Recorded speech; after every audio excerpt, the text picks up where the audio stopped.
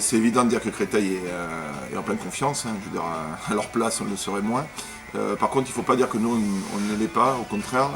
Voilà, par contre, on est miné par les blessures. Ça devient vraiment récurrent et même si chaque semaine après semaine, on passe dessus, là, le fait d'avoir perdu Pierre Lemeur à la 2e minute du match, alors qu'on avait vraiment bien bossé cette défense particulière, bon, fait que ça fait beaucoup. C'est-à-dire depuis le début au moins des phases retour, on a systématiquement 4-5 joueurs absents sur 14, à part Créteil justement, je ne sais pas qui c'est qui pourrait s'en relever. Donc voilà, malgré ça, on n'est pas en perte de confiance. On sait que c'est capital de gagner un match pour les playoffs. On va les prendre comme si ils voulaient être invaincus jusqu'à la fin de saison. Je pense que c'est leur objectif.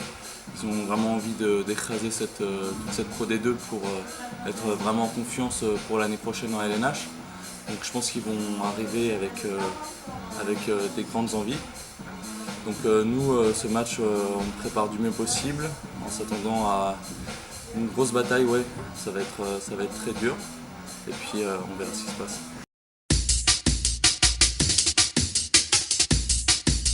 Il y a un double enjeu, il y a un enjeu comptable qui est de battre Créteil parce qu'il faudra gagner 1 voire 2 sur les 3 derniers matchs pour valider définitivement les playoffs.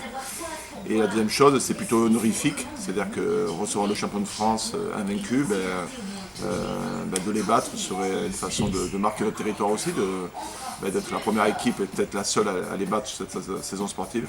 Donc un double enjeu, un plus important que l'autre, mais un autre honorifique qu'on n'a pas envie de négliger. Ce match, il a une grande importance parce que Créteil, donc invaincu, si on les bat, ça peut totalement relancer l'équipe. Les premiers, c'est vraiment du lourd. On sait leur qualité, on sait que nous en ce moment on a besoin un peu de se retrouver, de la cohésion et de la précision dans notre jeu. Donc si on va chercher cette victoire, ce sera un grand pas déjà pour les playoffs. Et aussi ça peut relancer la machine pour les derniers matchs. Quel que soit le résultat, il faut au moins qu'on se rassure sur notre jeu pour finir cette saison le mieux possible.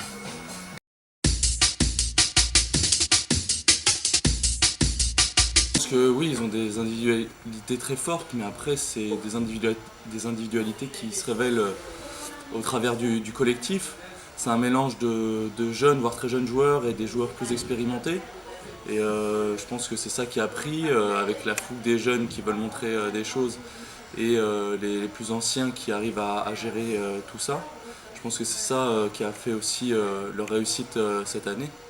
Donc il va falloir être très vigilant, avoir très peu de déchets, très peu de pertes de balles pour pas qu'ils en profitent parce que eux ils sont à un niveau où la moindre faille de notre part elle est exploitée directement dans la minute qui suit. Donc vraiment être très sérieux, très précis.